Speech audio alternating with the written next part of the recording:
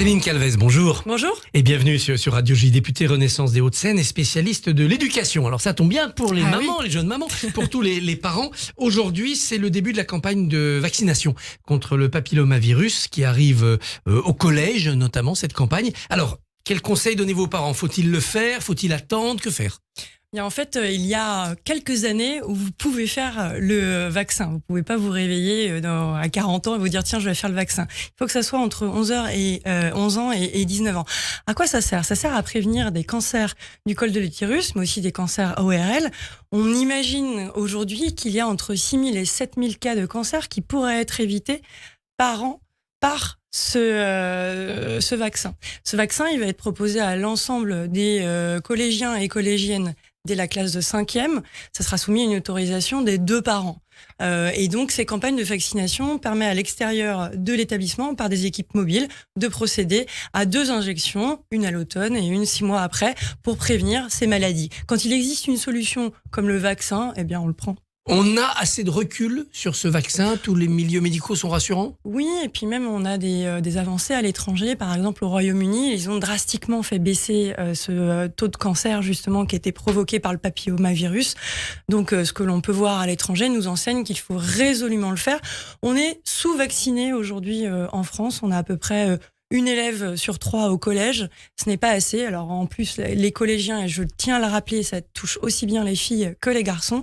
Il faut vraiment arriver vers un taux de couverture, et c'est notre objectif, au moins à 80% dans les 3 prochaines années.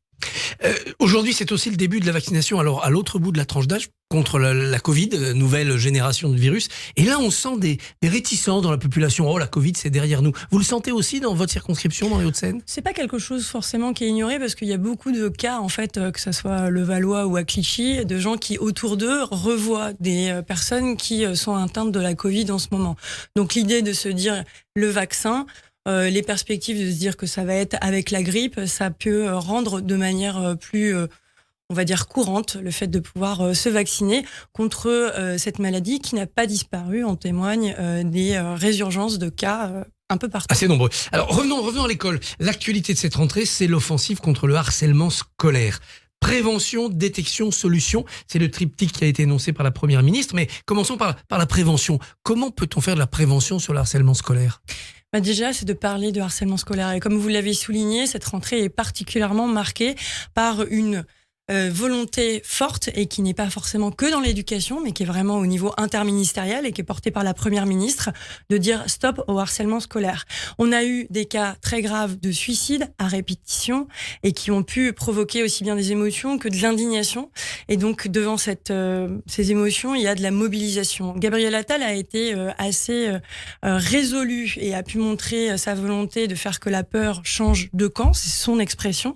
Eh bien, la prévention, c'est de donner des occasions d'en parler. Par exemple, le 9 novembre prochain, et de manière annuelle, on a une journée de lutte contre le harcèlement scolaire. Sauf que cette année, l'idée est de faire qu'au moins 2 heures de cette journée soient banalisées, c'est-à-dire résolument consacrées à la lutte contre le harcèlement scolaire. Ça ira du CE2 à la 3e. Est-ce que 2 heures comme ça une fois par an, c'est suffisant? Alors, il faut distinguer ce qui relève de la journée de lutte nationale contre le harcèlement scolaire, qui peut concerner l'ensemble, et ce que vous pointez du CE2 à la 3e, c'est aussi l'idée de consacrer du temps à de l'auto-évaluation du harcèlement. Moi, ce que je trouve intéressant avec cette auto-évaluation, c'est que chacun va être amené, bien sûr, à réfléchir, mais pas forcément réfléchir uniquement en tant que victime ou victime potentielle, mais aussi en tant que témoin. Et pour moi, c'est ça qui m'avait marqué quand à Clichy avait eu lieu la journée nationale de lutte contre le harcèlement scolaire, c'était de rappeler que chacun en a un rôle à jouer et qu'on n'est pas forcément que victime ou harceleur, qu'on est parfois témoin. Il suffit, c'est pas forcément simple, mais il faut détecter ce qui peut se passer. On a tous un rôle à jouer, celui de faire libérer la parole et de pouvoir avoir des confessions des uns ou des autres. L'auto-évaluation, ça serait une sorte de questionnaire anonyme qu'on remplira pour voir jusqu'où on a été témoin, acteur ou victime. Exactement, et c'est un questionnement individuel, mais qui va donner un climat collectif de ce qu'il existe au sein d'un établissement, au sein d'une classe. L'essentiel, vous le disiez, c'est la détection. Certains parents réalisent que leur enfant est harcelé, tirent la sonnette d'alarme, d'autres ne voient rien. Qu'est-ce qu'on peut donner comme conseil aux parents? À quoi faut-il être attentif? Je pense qu'il faut être attentif surtout à demander régulièrement à son enfant si ça va bien. Attentif, c'est regarder si son enfant a envie d'aller à l'école ou pas. On peut avoir des changements de comportement qu'on décèle pas vraiment, qu'on peut mettre sur le côté fatigue, etc. Je pense que ce qui est important pour les parents, c'est ce dialogue aussi avec les autres parents. C'est intéressant de pouvoir se dire aussi que d'autres parents vont pouvoir nous éclairer sur une situation. Et puis, c'est bien sûr le dialogue avec les enseignants, les chefs d'établissement. En fait, la meilleure façon de pouvoir prévenir et de pouvoir détecter, ou même de trouver des solutions, si on prend les 3 types, c'est d'en parler. Et c'est de ne pas banaliser ce qui doit être le harcèlement. C'est de dire que c'est suffisamment important pour qu'on ait pénalisé, d'ailleurs, il y a 2 ans, le harcèlement scolaire, c'est maintenant inscrit au code pénal, c'est un interdit important, et on a cette mobilisation qui fait que chacun peut intervenir pour pouvoir stopper ce qui peut ruiner des jours et des nuits des enfants. C'est pas toujours facile de discuter avec l'éducation nationale. On l'a vu récemment avec le rectorat des Yvelines. On peut recevoir des courriers comminatoires parce qu'on a osé interpeller le système. Alors oui, effectivement, le rectorat de Versailles a fait l'objet d'une attention particulière parce qu'il y a eu des courriers de lancer au moment de lutter contre le harcèlement scolaire ou au moment de pouvoir lutter contre des attouchements sexuels. Et en fait, le ministre Gabriel Attal s'est rendu il y a quelques jours au rectorat, et sur 120 lettres qui étaient adressées à des parents qui suscitaient l'attention du rectorat de Versailles, où est ma circonscription d'ailleurs, sur le harcèlement scolaire, près de la moitié, posait problème, selon les termes du ministre. On a une institution aussi qui a été pas mal remis en cause aussi, et c'est peut-être pas anodin, même s'il n'y a pas de comparaison à avoir, mais au rectorat de Versailles, il y a quelques années, Samuel Paty a pu être assassiné, et on a pu reprocher à l'institution de ne pas assez protéger l'enseignant. Parce que l'institution se protège elle-même avant de protéger enseignants ou élèves. Ouais, je pense qu'en fait, on a une volonté très partagée de la part du rectorat de Versailles de dire non seulement je dois être attentif à ce que les parents puissent m'alerter, mais aussi ne pas laisser mon équipe enseignante ou mes chefs d'établissement seuls envers les parents. Et donc là, clairement, il y avait des problèmes sur ces courriers-là, mais plus globalement, ça va poser la question de l'institution, du rapport de l'institution avec les parents, et pas que par rapport au harcèlement. On a aussi cet accompagnement. On parle parfois de coéducation. Certains vont parler de co-instruction. Moi, je pense vraiment qu'on peut pas simplement se dire que ça se règle à coups de lettres qui sont parfois trop menaçantes. Faut se parler, faut se rencontrer. Faut se parler. Et en fait, on a des parents qui sont investis dans l'éducation de leurs enfants et qui ne demandent qu'à ça. Les solutions maintenant, est-ce que arrêter les harceleurs en pleine classe et les menotter, comme on a vu dans 2 ou 3 cas, c'est une solution pour vous? En fait, c'est une solution, l'arrêt, parce que vous imaginez bien que quand vous avez des faits, des menaces qui sont vraiment très dures, vous dites peut-être que si je perds 1 heure ou 2 heures, je vais arriver après un drame, en fait. Donc il faut pouvoir réagir très très vite. Le fait que ce jeune collégien soit arrêté en classe, ça a montré aussi à l'ensemble de la France. C'est l'exemplarité, oui.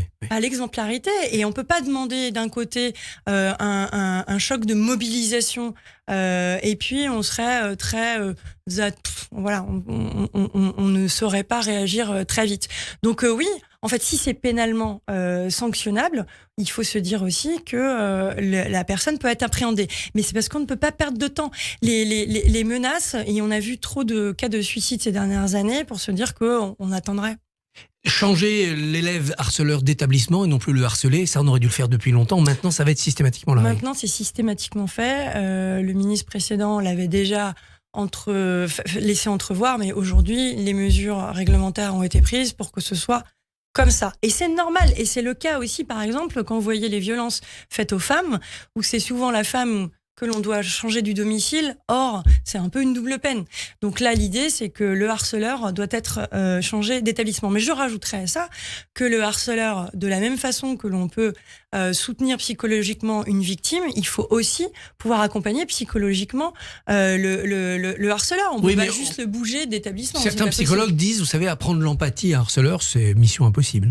Alors, je pense que on peut on peut complètement se rendre compte aussi qu'il y a des harceleurs qui ne se rendaient pas forcément compte. Je les excuse pas, hein, mais ils ne se rendaient pas forcément compte de l'impact sur leurs camarades de leurs faits.